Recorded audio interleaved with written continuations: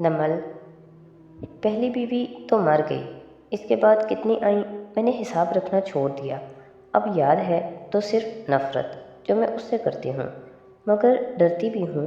ملکہ بننا بھی آسان نہیں ہوتا۔ زمر کے چہرے کی ناگواری اب خاموشی میں بدل گئی تھی۔ وہ دھیان سے سن رہی تھی۔ ہم سب اندر سے چکنا چور ہوتے ہیں۔ میں بہت سی باتیں اپنے شوہر سے کہہ نہیں سکی۔ ایک دن آئے گا جب میں کہوں گی، جب میرے اندر کی شیرنی اور رائے گی، لیکن تب تک اس نے بارش سے بھیگتے شیشے سے ہاتھ اٹھایا، مڑی اور قرب سے مسکرائی۔ تب تک مجھے مصنوعی مسکراہٹوں کے ساتھ کھیلتے رہنا ہوگا۔ وہ واپس چلتی ہوئی آئی، کرسی پر بیٹھی، اسی تمکنت اور رونت سے، اور موتی کے ایئرنگ پہ انگلی پھیرنے لگی۔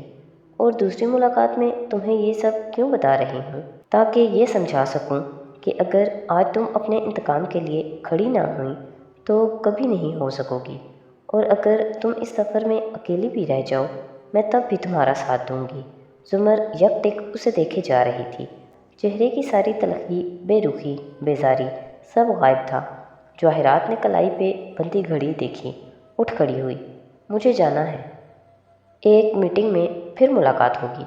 اب بیٹھیے نا، وہ بے اختیار بولی تو اپنی آواز میں نرماہٹ محسوس کی۔ جواہرات نے مسکرا کر نفی میں سر ہلایا۔ کسی کا اعتماد حاصل کرنے کے لیے اپنی ذات کا ایک ٹکڑا توڑ کر اسے دکھانا ہوتا ہے۔ میں نے یہ کر لیا، مگر تکلیف مجھے بھی ہوئی ہے، اس لیے اب چلوں گی۔ نرمی سے کہتی وہ مڑ گئی۔ آنکھ کا ایک کونا بھیگ گیا تھا۔ اورنگزیب، اس کی گئی تذلیل، دکھ، بے وفائی سب یاد آ گیا تھا، مگر باہر نکلتے ہوئے وہ خود کو سنبھال چکی تھی۔ ویٹنگ روم میں حنین اسی طرح بیٹھی تھی، بال پتہ نہیں کب کے برش کیے ہوئے، بددل مرجھائی ہوئی سی۔ سادی اس کے مقابل اداس سا بیٹھا تھا۔ بار بار نگاہیں پھوپھو کے کمرے کی طرف جاتی، راہداری کی طرف اٹھتی، پھر سر جھٹک کر بڑبڑا کر خود کو روک لیتا۔ دفعتاً کسی آہٹ پر اس نے سر اٹھایا۔ چوکھٹ میں شہرین کھڑی تھی۔ سادی بے اختیار اٹھ کھڑا ہوا۔ اس نے اشارہ کیا، باہر بلانے کا اشارہ۔ حنین اپنی سوچ میں گم تھی۔ وہ خاموشی سے اٹھ کر شہرین کے پیچھے آیا۔ وہ راہداری میں کھڑی تھی، سینے پہ بازو لپیٹے، فرصت سے اس کو آتے دیکھتی رہی۔ جی کہیے مسز کردار۔ آئی ایم سوری، میں تم سے ایکسکیوز کرنا چاہتی تھی۔ میں نے تمہارے ساتھ زیادتی کر دی تھی۔ شیرو اور تمہارے بیچ مجھے نہیں آنا چاہیے تھا۔ ساتھی چونک کر اسے دیکھنے لگا، پھر آنکھیں چندیا کر اس کی ذہنی حالت جانچنا چاہی۔ اٹس اوکے، وہ بغور اس کے تاثرات پڑھنے کی کوشش کر رہا تھا۔ گڈ، یعنی کہ اب ہم اچھے دوست بن سکتے ہیں۔ وہ ہلکا سا مسکرائی۔ اس کی گال کی ہڈی اٹھی ہوئی تھی۔ جب مسکراتی تو آنکھیں چھوٹی ہو جاتی۔ کیا آپ کو مجھ سے کوئی کام ہے؟ ابھی نہیں ہے، ہو سکتا ہے مستقبل میں ہو۔ اس نے ابرو اچکائے۔ آپ بے فکر رہیے، نہ میں نے کچھ سنا تھا، نہ میں کسی کو کچھ بتاؤں گا۔ اس نے پچھلے سال کی اس بھولی بسری بات کی جانب اشارہ کیا۔ تم بے فکر رہو، کیونکہ ہاشم کو پتہ چل گیا ہے۔ سادی نے چونک کر اسے دیکھا۔ کیا؟ یہی کہ میرا کزن کے ساتھ افیئر چل رہا ہے، اور دیکھو اس نے میرے ساتھ کیا کیا ہے۔ اس نے کافتان شرٹ کا کھلا آستین اوپر اٹھایا۔ کندھے کے قریب بازو کی جلد سامنے آئی، اس پہ جامنی سیاہ سے نیل تھے، کٹ بھی لگے تھے۔ سادی بالکل ساکت سا رہ گیا۔ یہ میرے شوہر نے پیٹا تھا۔ اب اس بات کو کافی دن گزر چکے ہیں، یہ پارٹی کے بعد کی بات ہے، اس لیے مجھے بالکل بھی کوئی ڈر نہیں رہا کہ تم کسی کو کچھ بتاؤ گے۔ چونکہ مجھے کوئی ڈر نہیں ہے تو میرے خیال سے ہم اچھے دوست بن سکتے ہیں۔ آستین نیچے کی، دوبارہ سے مسکرائی، اس کے کندھے کو ہلکا سا تھپکا جیسے ہاشم تھپکتا تھا، اور مڑ کر کوریڈور میں آگے چلتی گئی۔ سادی جذ بز سا اس کو جاتے دیکھتا رہا۔ عجیب سی تھی وہ، اس نے سوچا۔ اوہو، سر جھٹکا اور آگے چلتا آیا۔ زمر کے کمرے کے قریب سامنے ندرت، فضیلہ اور حماد کے ساتھ کھڑی تھی۔ وہ خاموشی سے ان کے پاس جا کھڑا ہوا۔ حماد اکھڑا اکھڑا سا لگ رہا تھا۔ فضیلہ ہی ساری باتیں کر رہی تھی، اور ویل چیئر پہ بیٹھے بڑے اپا بس آس طلب نگاہوں سے ان کو دیکھ رہے تھے۔ پتہ نہیں اب آگے کیا ہوگا، پتہ نہیں اب آگے کیا ہوگا۔ فضیلہ کی ہر بات میں پریشانی، اور کبھی رکھائی سے ایک ہی فقرہ بار بار آتا۔ ان کے تاثرات ہر شخص سمجھ رہا تھا، ان کا بھی قصور نہیں تھا۔ ہم کوشش کر رہے ہیں، بہت جلد اس کو کڈنی ڈونر مل جائے گا اور پھر وہ بالکل ٹھیک ہو جائے گی۔ بڑے ابا نے امید دلانے کی کوشش کی۔ حماد نے سنجیدگی سے انہیں دیکھا۔ ڈونیٹڈ کڈنی کتنا عرصہ چلتی ہے؟ الفاظ تھے کہ چابک بڑے ابا کے منہ پہ لگے۔ وہ بس اس کو دیکھ کے رہ گئے، پھر آہستہ سے بولے، عیسائی جب شادی کرتے ہیں تو ایک حلف اٹھاتے ہیں کہ غریبی میں اور امیری میں، بیماری میں اور صحت میں ہم ساتھ رہیں گے، حتیٰ کہ ہمیں موت جدا کر دے۔ سچ شکر کہ ہمارے یہاں یہ حلف نہیں اٹھایا جاتا، ورنہ بہت سے لوگ مشکل میں پڑ جاتے۔ حماد بیزاری سے رخ موڑ کر کھڑا ہو گیا۔ فضیلہ جلدی سے بات بدلنے لگیں۔ تبھی جواہرات کردار باہر آتی دکھائی دی۔ سعدی کے تنے اعصاب ڈھیلے پڑے۔ وہ مسکرائی تو وہ بھی مسکرایا۔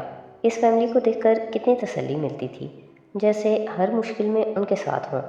مجھے امید ہے کہ آپ کی بیٹی بہت جلد صحت یاب ہو جائے گی، اور اگر نہ ہو تب بھی وہ اتنی قیمتی ہے کہ اس کے ساتھ پہ اس کی زندگی کے ساتھی کو فخر ہوگا۔ ساتھ ہی جواہرات نے حماد کو دیکھا۔ اس کا حماد سے تعارف نہیں ہوا تھا، پھر بھی وہ سمجھ گئی تھی، یہی ہے بیچارہ منگیتر۔ سعدی ان کا تعارف کروانے لگا۔ اورنگزیب کاردار کی بیوی، ہاشم کاردار کی ماں۔ فضیلہ اور حماد کے تاثرات فوراً بدلے۔ بہت خوش دلی سے ان سے ملے۔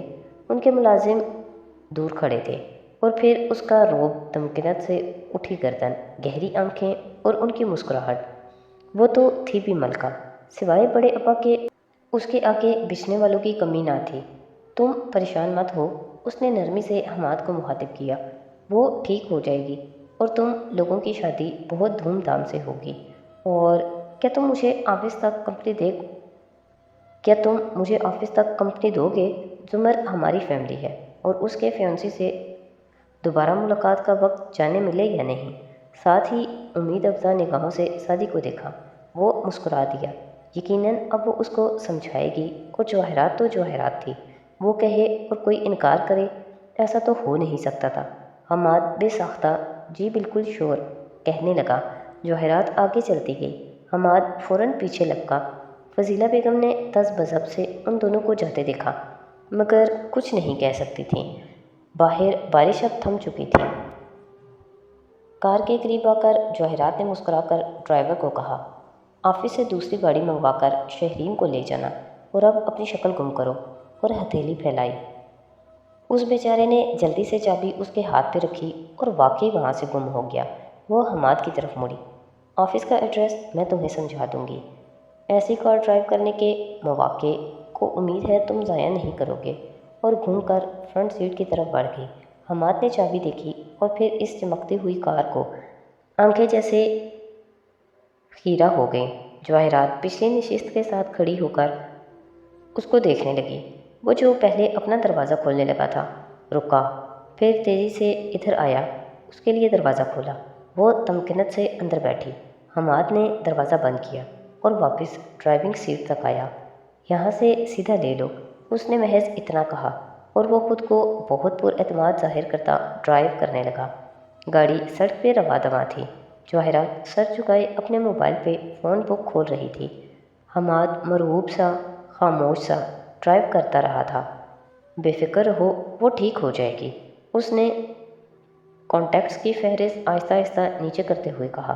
حماد نے بیک ویو مرر میں سے دیکھا، اور پھر سامنے ونڈ اسکرین کو۔ جی، بس وہ اتنا کہہ سکا۔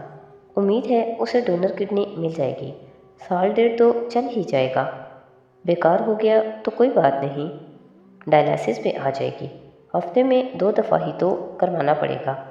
اتنی اچھی لڑکی کے لیے تو تم اتنی قربانی دے سکتے ہو۔ وہ اے والے نمبر سے گزرتی بی پہ آ گئی تھی۔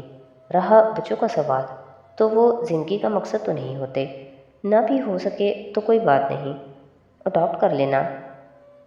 ہلکے سے شانے اچکاتے ہوئے اس کا انگوٹھا اسکرین کو مسلسل نیچے کیے جا رہا تھا۔ ڈی اور پھر ایم۔ ابھی تک مطلوبہ شخص سامنے نہیں آیا تھا۔ حماد کے چہرے پہ چھایا تفکر بڑھتا گیا، البتہ وہ خاموشی سے محض جی کر کے رہ گیا۔ جواہرات اسے زمر کے لیے قائل کر رہی تھی یا اس سے متنفر، وہ سمجھ نہیں پا رہا تھا۔